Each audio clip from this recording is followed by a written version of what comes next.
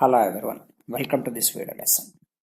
In this video lesson, we are talking about one-dimensional elastic collision, a special case where a lighter body moving with a certain velocity collides with a very heavy body that is in the state of rest.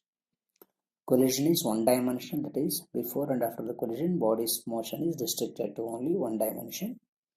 It is elastic, that means both momentum and kinetic energy are conserved.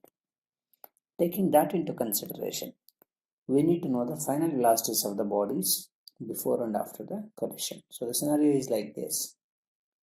There is a very lighter body, mass is m1, moving with a velocity u1. There is a very big body, mass is m2, which is much greater than that of m1, and it is in the state of rest, it's not moving. We need to know what happens to these bodies, two bodies, after one-dimensional elastic collision. To solve this derivation or a problem, we need to know first of all velocities of the bodies after one-dimensional elastic collision. We have derived these derivations in the previous video lessons. If you don't know these derivations, please go through. As I have derived them already, just to avoid repetition, I am not deriving it here. Please look into the previous post for a derivation if you don't know this. Velocity of the first body after the one-dimensional elastic collision is m1 minus m2 by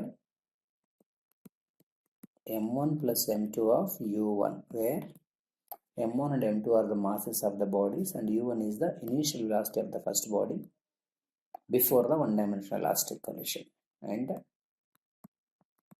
2m1 by m1 plus m2 of u2. Substituting the above conditions, initially the second body is in the state of rest. That implies the equation will change. V1 as m1 minus m2 by m1 plus m2 of u1 plus 2m1 by m1 plus m2 of the second body is in the state of rest before the collision. It applies V1 is m1 minus m2 by m1 plus m2 of u1. Now again putting the condition, second body is much heavier than that of the first body. We shall ignore m1 in this equation. That implies ignoring m1 both in numerator and denominator, v1 will become minus m2 by m2 of u1. m2 can be cancelled. So I got v1 equal to minus u1, which means to tell you that the first body will have the same velocity, but it will be moving in the opposite direction. Minus v1 is the way of telling that after the collision, the first body will be moving in the opposite direction. Let's look at the second body and see what happens. For that, we need to know final velocity of the second body after one-dimensional elastic collision. This also we have derived in the previous video lessons. If you don't know this, please go through the derivation. I'm just taking the equation for granted. The V2 is 2m1 by m1 plus m2 of u1 plus m2 minus m1 by, where m1 and m2 are the masses of the bodies and u1 and u2 are the initial velocities of the bodies before the collision, and v2 is the final velocity of the second body after one-dimensional elastic collision. Putting the given conditions, the second body is initially in the state of rest. V2 will become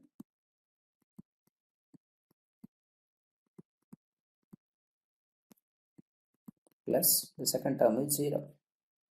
Now, another given condition, as m2 is much greater than that of m1, m1 has to be ignored.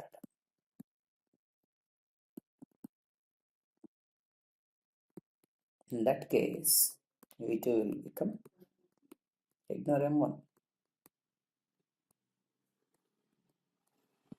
But you know,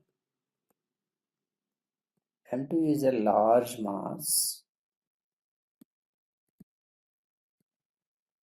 2 by M2 becomes automatically very small, nearly 0. That implies as the denominator is very large, fraction value will become very small. V2 will become close to that of 0. That means what? The second body more or less remains in the state of rest itself. It's not going to move. What do you mean by that? Before the collision diagram we have drawn now. If I draw the after the collision, the first body M1 will be now moving with a velocity V1 that is equal to U1, but in opposite direction. Whereas the second body M2 will more or less initially in the state of rest. Finally also will stay in the state of rest itself. It is not getting affected in any way. So to understand this scenario, let me just take an example, something like assume a huge lorry is in the state of rest in a highway and a cyclist is moving with a velocity gone and hit the lorry. The cyclist will be reverted back with the same velocity of his own, whereas it doesn't make a difference to a lorry. Lorry will stay there itself in the state of rest itself. A little jerk, but the lorry will remain in the state of rest itself.